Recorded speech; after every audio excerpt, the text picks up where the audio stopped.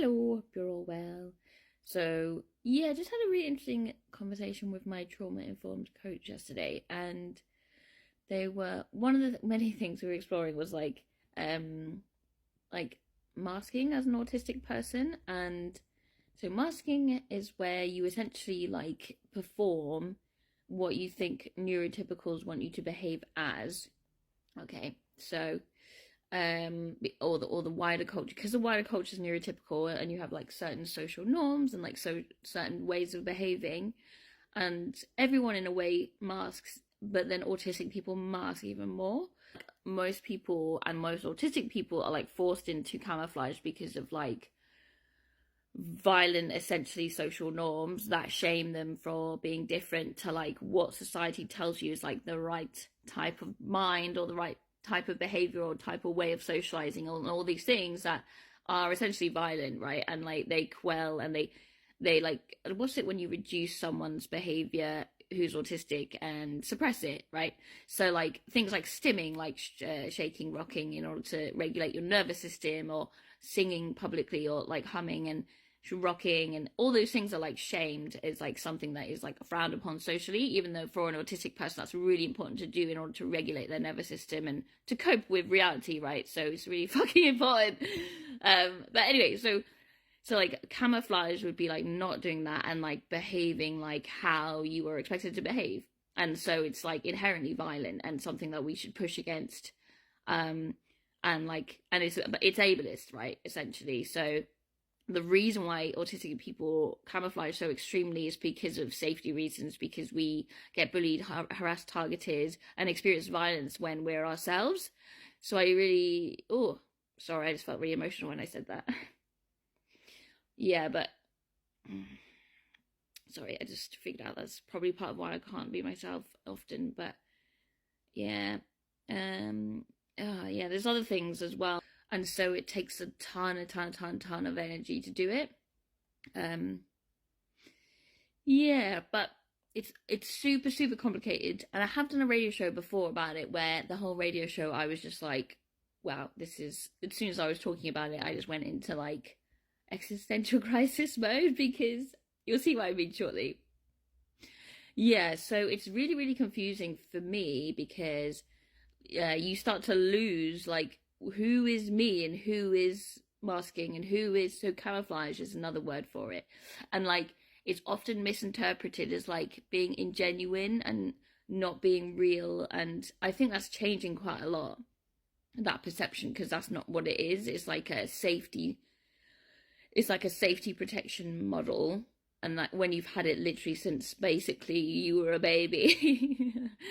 like it's very like, yeah, you just taught it from a super young age, and therefore it's really hard. You basically lose your sense of identity and selfhood, and it's part of why a lot of autistic people are we have like very malleable identities, and a lot of us are non-binary and trans, and this can be used to explain part of why. I think there's larger reasons as to why, but this is part of why a lot of us have identity like confusion, or identity malleable identities and things like that. And but yeah, and like in the good side of it, like I think this is part of why we're here, is like to teach people that identity is malleable and it's not like a binary categorization system, which is really colonial, right? Yeah, like reality is not like that. Like, yes, the kind of reality we're trying to create is like that. And like paradoxically it kind of therefore exists at the same time. This is a bit like, this is what I mean about like this area of like identities and inequalities. Like, it's not, the main thing I would say about inequalities is that it's like paradoxical, and it kind of melts your brain when you start thinking about it, because we've all been taught to think in these ways, and then when you don't think in those ways, your brain starts to be like, what's going on? Anyway, but I think that's kind of the point. Like, I think that's kind of what the message is, that that's part of why I experience this, is because that's quite an important message. I definitely think one of the things I'm working on at the moment is like developing my sense of self and developing my needs, and because I don't really like ask for my needs, apart from in my partnership, in my, with my partner. I don't really express my needs that much. I have started to do it with friends, and yeah, like kind of autistic needs, I have done that there, but that's about it really. And it's interesting because it obviously helps you to express your needs if you know who you are and you have a sense of self. And yeah, it's just very confusing with camouflage because, you know, what is you? What is you being a people pleaser?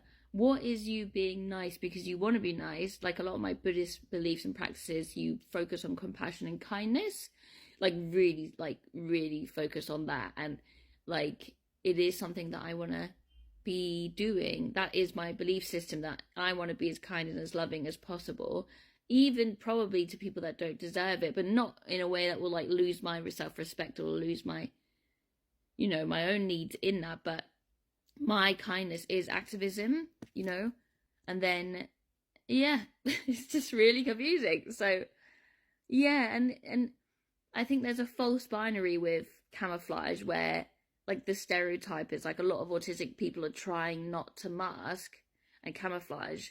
But that can be really dangerous, firstly, because people mask and camouflage for self-protection, like that's its usage. So I wouldn't necessarily recommend that to people for first and foremost, but you're a bit stuck because it's dangerous also to mask because it takes so much energy that it makes people physically ill and mentally ill as well. So it is hard to figure out what to do. But then me and my trauma-informed coach were like, I was trying to express how like that is really difficult for me because I just don't know what's what, and I don't know, my camouflage feels like me, and I think it is me as well. Oh my god. And like, yeah, so yes, I was explaining that like, yes, there is a side of it that's like camouflage, there is a side of it that is people pleasing, but there's a side of it that is just who I am in terms of my belief system. There's also like in life, like you will get more in terms of like people want to help you more if you're nice to them and things like that. So there's like kind of like a nice kind of manipulation in terms of like, I know that if I'm a dick, like people are gonna not help me as much.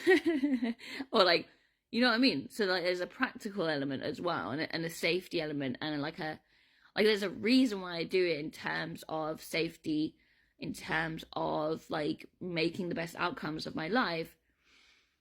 And so when you have all those things into feeding into like your behavior and your kindness, like trying to figure out what's camouflage and what's you within all of that is like, how the fuck am I supposed to do that? Do you see what I mean? Anyway, the only main thing, my coach was like, oh, no wonder when you think about it, your brain kind of collapses because there's just so many reasons why you're doing it. And there's like lots of different reasons. So it's not as simple as like, oh, this is camouflage and you should stop. There are issues where like camouflage is intensely like energy consuming. So it's part of why I get so exhausted so quickly.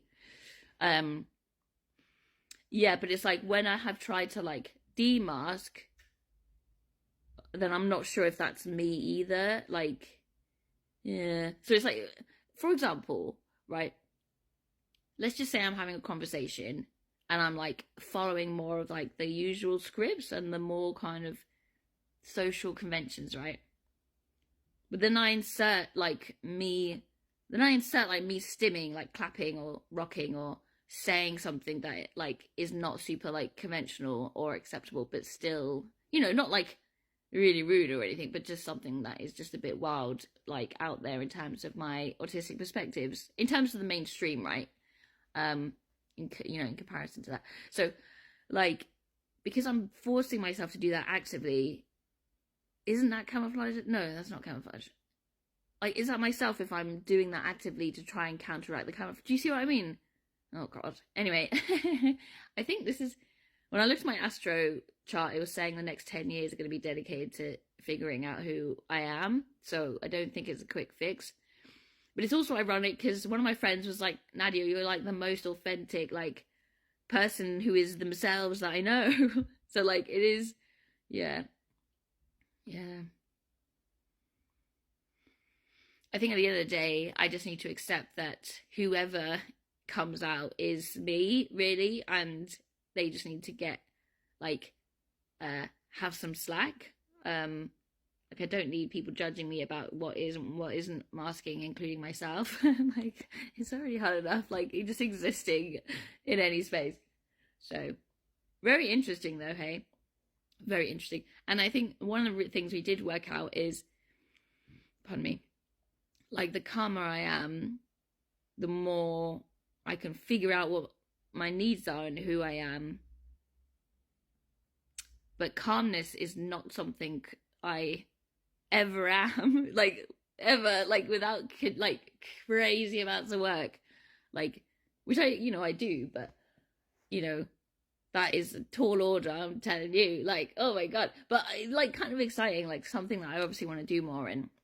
And I agree that's going to be good. And I agree that I need that so bad, because I'm so uncalm that I'm more ill. Like, I have more chronic pain and chronic shit because I'm fucking stressed. You know what I mean?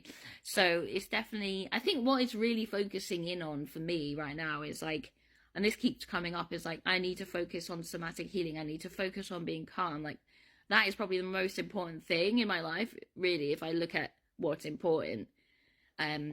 Yeah. It's so expensive, like, trying to get help.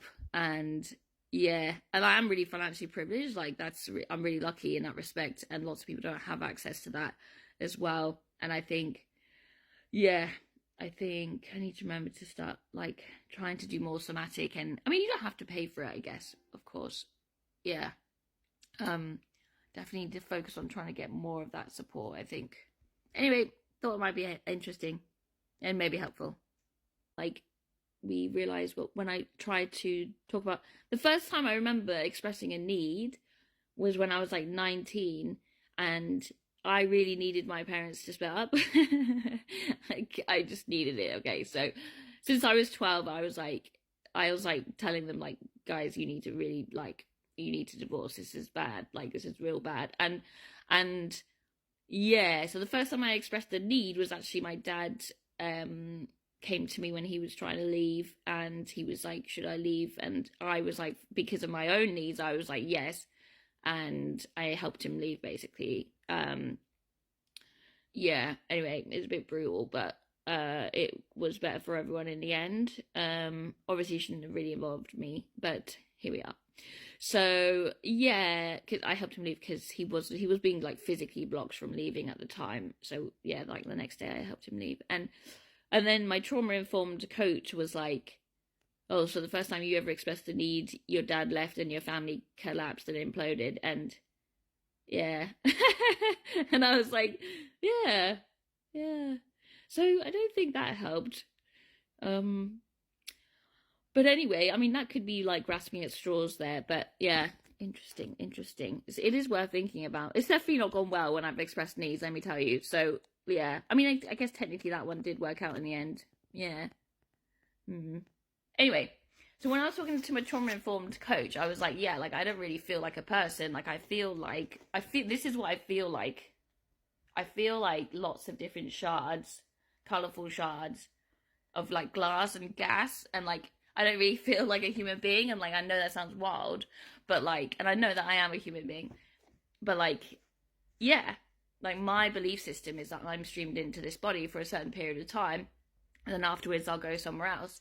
And, like, yeah, so, like, the fact that I struggle with a sense of self and a sense of identity that is, like, fixed when I'm changing every day, and, like, one day I'm not going to be here and I believe that I'm going to go somewhere else, like, that is actually more accurate than the idea that, like, I am a person and that's that, and, like, this is my, like, identity, and it's, like, one thing.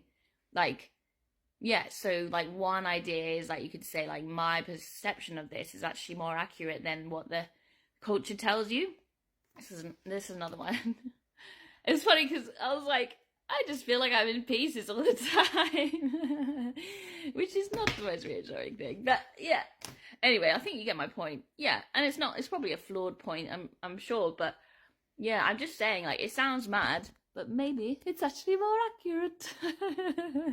Oh yeah, and it is mad, I'm not gonna lie. Oh, wrong button. This is a cyberpunk. Well, it's a cyberpunk introductory video. Look at my nice house, isn't it so nice? It's kind of awkward.